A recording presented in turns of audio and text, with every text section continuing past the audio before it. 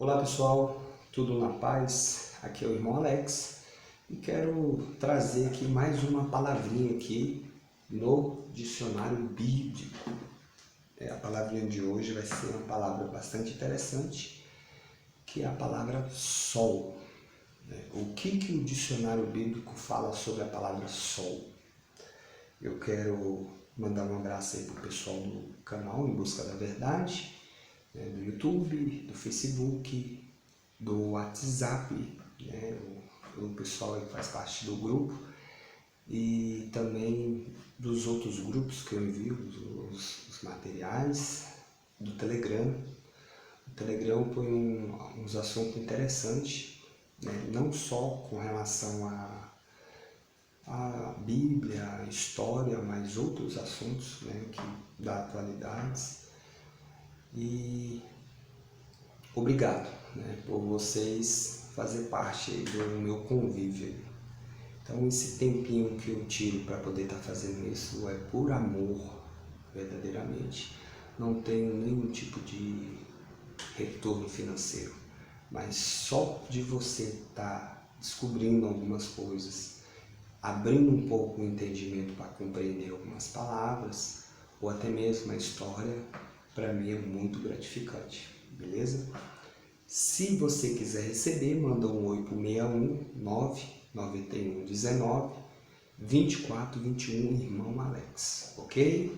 Vamos lá então. Palavrinha de hoje, sol. O que o dicionário bíblico fala sobre o sol? No Egito, como na Mesopotâmia, o sol era um símbolo religioso muito importante. Numerosos deuses nos dois países são divindades solares. O termo hebraico Shemesh tem a mesma origem do arcádico Shamash, a divindade solar, que era um deus da justiça. Alusões ao culto do sol são raras em Israel. Ele era venerado nos cultos astral do século VII. Em 2 Reis, capítulo 23, verso 5, em Jeremias 8:12. Cavalos e carros consagrados ao sol estavam no templo de Yahvé, do Eterno, durante aquele período. 2 Reis 23:11. No tempo de Ezequiel, o culto ao sol era praticado no templo com incenso.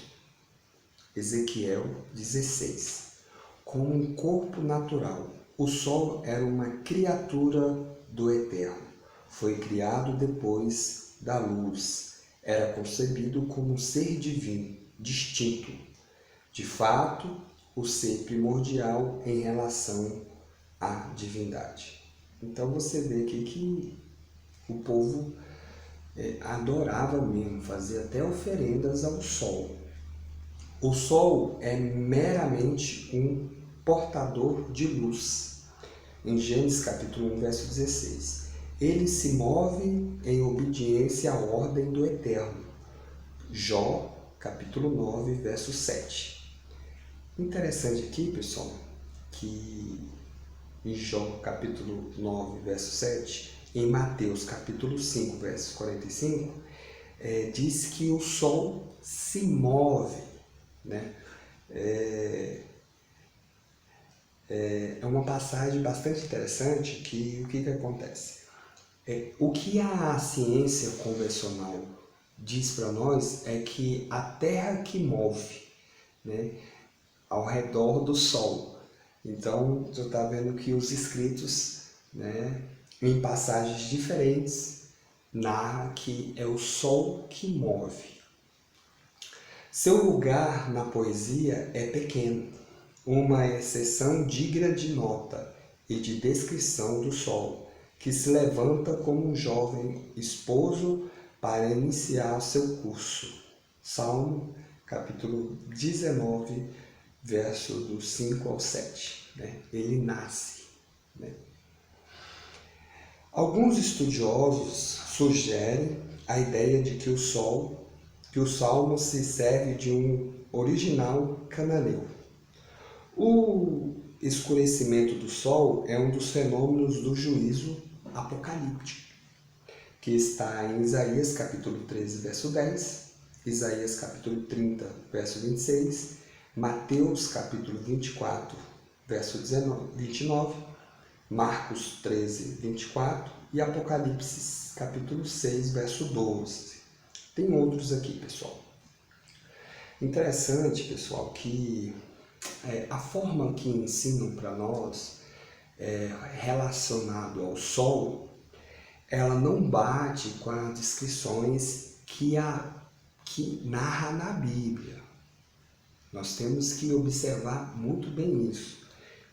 Normalmente, abrindo aspas aqui, depois vamos dar continuidade, a ciência, quando fala de terra, do sol, da lua, das estrelas, eles trazem uma ideia totalmente diferente do que está escrito nos relatos bíblicos. É algo para nós ficarmos com a orelha em pé. Por quê? Porque grande parte dos cientistas são ateus. Então nós temos que tomar cuidado com algumas informações. Vamos continuar. A Jerusalém celeste não precisará do sol, porque a glória do Cordeiro brilhará mais do que o sol. Apocalipse 21, 23, Apocalipse 22, 5. Para você ver, nessa passagem aqui, não precisará mais do sol. O sol é como se fosse algo insignificante no momento que tiver na Jerusalém celeste. Continuando, o Eterno é chamado o sol do salmista, em Salmo 8:4-12. O esplendor do sol é uma metáfora para a glória, Apocalipse 12:1. E se conhecer o poder da insolação de prejudicar, seja o homem, seja a vegetação, 2 Reis 4:19. Jonas capítulo 4, verso do 6 ao 8, Salmo capítulo 121, verso 6, Isaías 49, 10. Disse do sol que parou durante a batalha em Gabom, Josué, capítulo 10, verso 12 e o 14. Um episódio também, outro episódio que narra que o sol parou. Josué ordenou que o sol parasse e que a lua também. Então,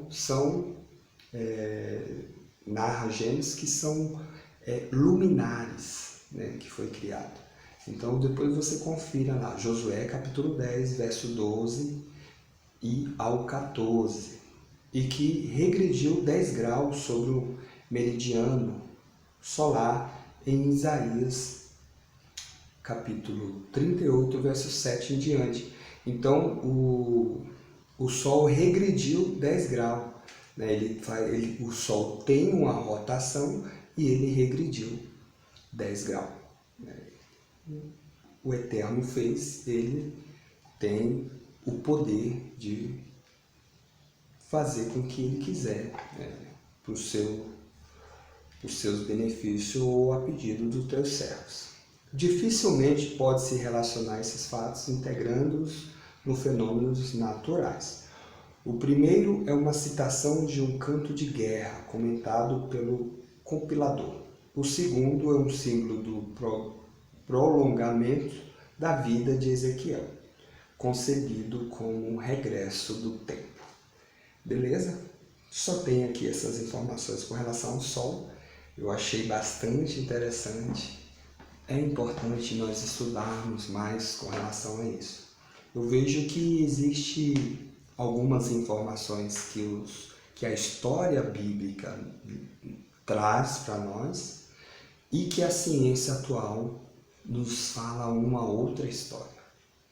E aí depende de você, ou acreditar nos cientistas, né, atuais, que fala com relação aos planetas, com relação aos luminares, com relação às estrelas, ou ficar com a história, né, bíblica, que narra a história dos irmãos do passado.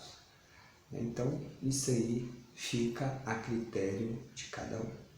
Que o Eterno possa estar nos abençoando poderosamente. E um abraço do irmão Alex.